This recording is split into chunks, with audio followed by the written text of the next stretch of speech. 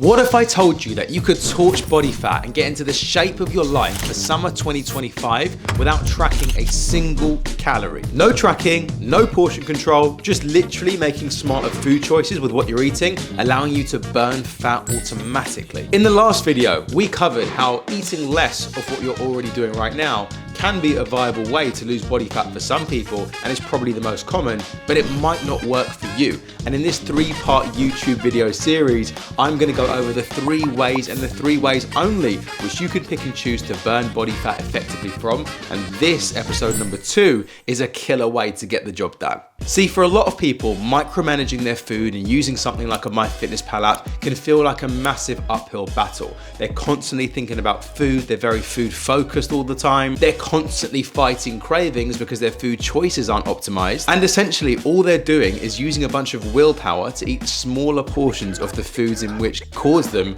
to gain weight in the first place. Very, very hard to do. And that's why today we're looking at a different strategy, a way in which can allow you to lose body fat on autopilot, and one which makes calorie control so much easier rather than worrying about every single bite and using a food scale 365. This is the power of the SL food selection strategy, so that we remove the hyper palatable foods which literally cause your brain to go into overdrive and make you want to eat more and more and more, so that losing fat becomes so easy, so effective, and a very seamless process, all without you even realizing it. Boom! Yes, team, welcome back into part 2 of this 3-part series where I'm going to go over the 3 ways in which you can torch body fat so that you can look your very best for summer 2025. Thank you very much for the feedback on the last one, massively appreciate it. Jumping into my DMs telling me you're really enjoying the long form stuff, and honestly I enjoy doing it as well. You get so much more depth rather than just breadth compared to the short form 30-second Instagram crazy kind of reels in which obviously we have to do to gather attention, but this is what I actually enjoy doing a ton more. So for those of you that are brand spanking new to me and my content, hello, what is happening? My name is Sharif Lawton, founder and CEO of a coaching company called 23 Lean, whereby we focus, yes, on the 1 hour of the day in which you might be in the gym or training for, but it's really and truly more about the other 23 hours of the day in order to get you a fantastic physique transformation, which always has downstream effects to every other area of your life, elevating your confidence, your energy levels, your sleep, your stress management, and all that good stuff to make sure that we give you a 365 full body transformation that you can be proud of. And look, if you have hit your 30s or your 40s, or maybe you've worked your way up the corporate ladder, but now all of a sudden we're starting to get hit with that middle-age spread, you're finding that your energy levels aren't where it needs to be, and you're just finding it harder to get in shape compared to when you were in your 20s and you could just eat a salad and go for a run, then this is going to be the channel for you, as I understand you, understand your world, the roles and responsibilities which you've probably got right now.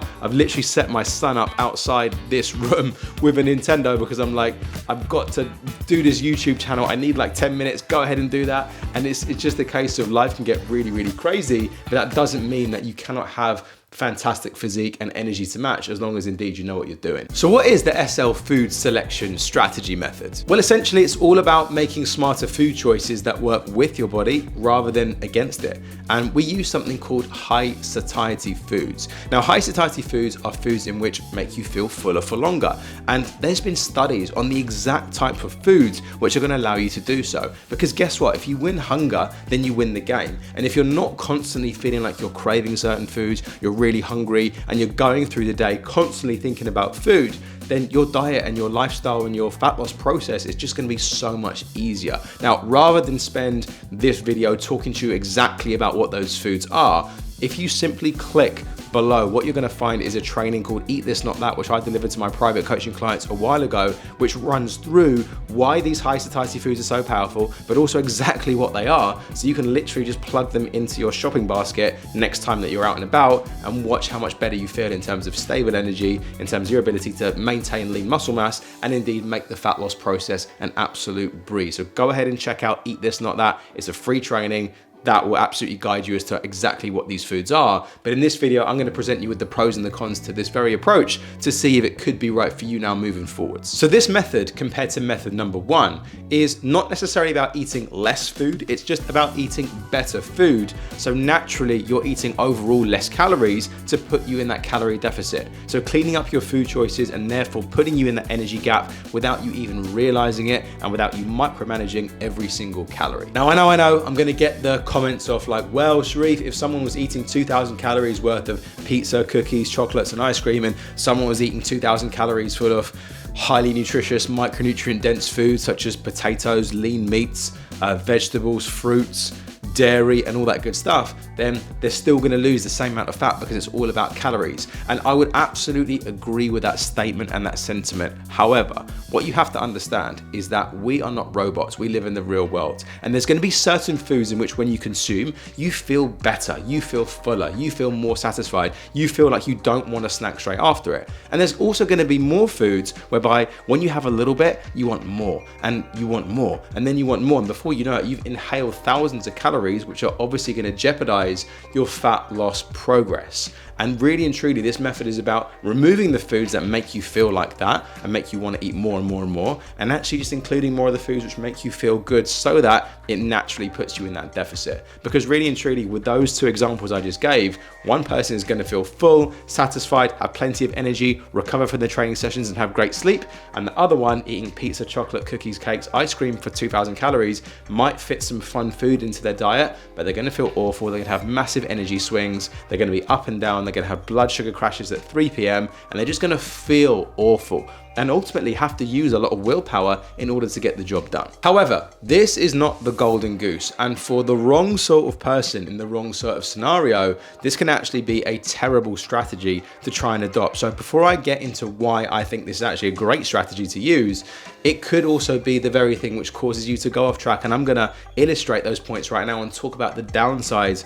of the SL food selection strategy method, just in case you apply to one of these few scenarios. So let's dive in. The most obvious one is that it can feel too rigid, almost overnight. Think about it. If you've gone from eating whatever the hell you want to now only clean foods, knowing what I mean by that, we can very quickly develop a relationship which is going to be based on binging and purging, you know, good foods, bad foods, clean and dirty foods. And listen, back in the day, we didn't have science-based nutrition. We didn't have knowledge. We didn't really understand about calories, macronutrients, and all the rest of it. We literally had a sheet of paper that said, these are the foods which you could eat, and it was a list of about 10 foods, maybe even less than that, and these are the foods in which you can't eat most things. And that binary level of thinking without any sort of deeper understanding can very much lead you to just believing that if I eat outside of this particular list of foods, then bad things are going to happen to me. I don't have willpower, and it can lead to a very strict and rigid and narrow approach when it comes to food. And we want to think about inclusivity rather than exclusivity. So if you're the sort of person who has a poor relationship with food, or a background of good food, bad food, clean food, dirty food, orthorexia, anything like that, then you really do want to be very careful about this approach, because it can feel quite demonizing when it comes to certain foods and food groups, which is obviously not very healthy when it comes to your mental health and indeed relationship with food. Because at the end of the day, no one food can make you fat, or no one food can make you skinny or in shape. And it's more about what we're now doing over the course of X amount of time. Number two is that social situations can be quite tricky. If you said to yourself that, well, I'm not going to eat any highly palatable, tasty, and ultra processed foods, then what are you going to do when your friends say, hey, come out for this burger and fries or chips for my UK lot? Or, hey, let's have a slice of pizza, or let's go out for this Chinese or Indian? You're going to freak out because it's going to be something which doesn't align with your meal plan. So if you don't have the know-how to include some of these foods at certain situations and still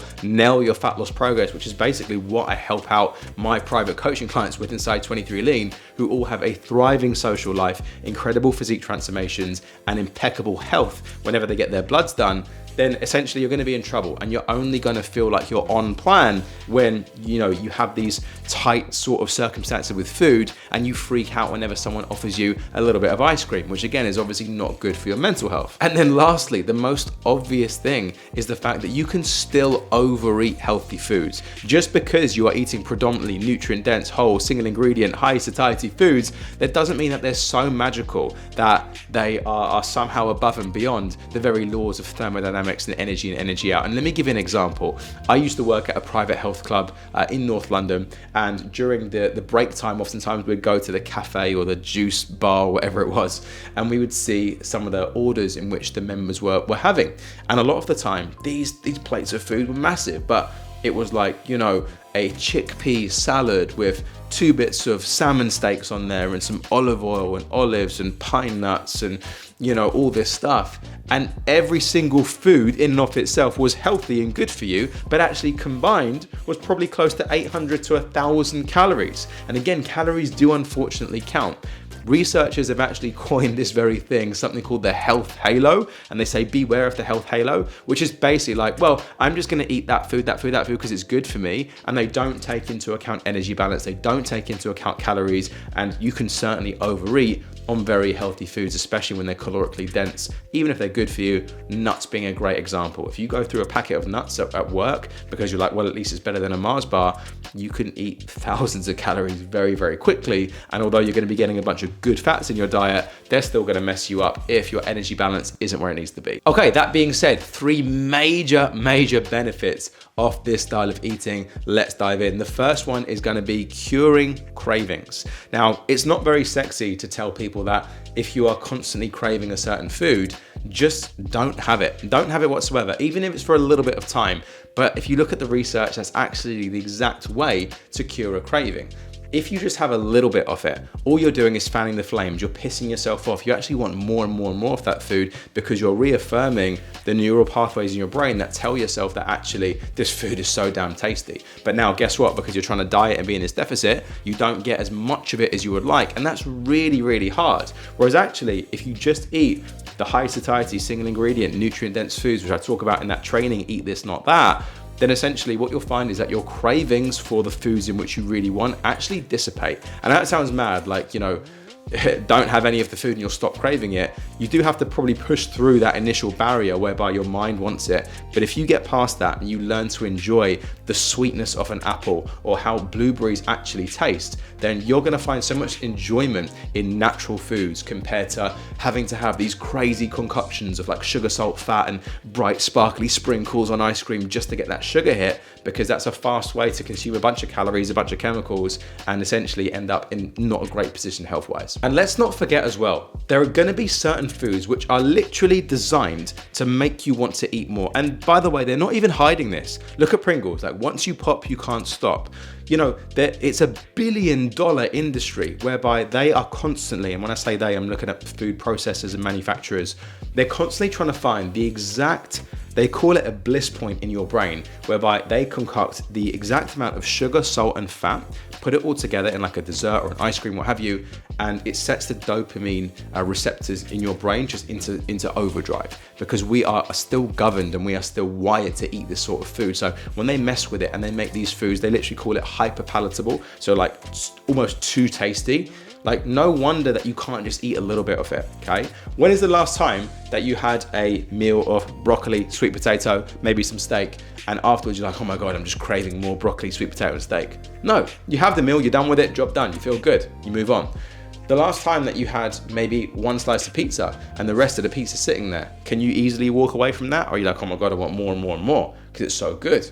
Of course it is. So different foods are gonna help you feel differently. And the thing about this approach is that essentially it doesn't give you so many cravings, which is fantastic. Secondly, we have less hunger, which is again, the killer, the biggest killer of any sort of diet, any sort of calorie deficit. And again, nutrient, whole, single ingredient, minimally processed foods are typically higher in not only fiber, which is gonna slow down gastric emptying, help you feel fuller for longer, but also micronutrition. And if you're deficient in certain micronutrients, there's some research out there to show that your body will basically make you hungry and you know, be focused on food until you actually get them in. So because these foods are so nutrient dense, you actually find that you're so much less hungry and therefore can stick to the diet for longer, therefore get better results. And this last photo shoot prep, I actually talked about it in one YouTube video. It was like 7 things that I did differently in the last photo shoot prep. And I actually talk about using these whole foods, these single ingredient, nutrient dense foods for the most part, compared to the approaches which I've taken in the past, whereby,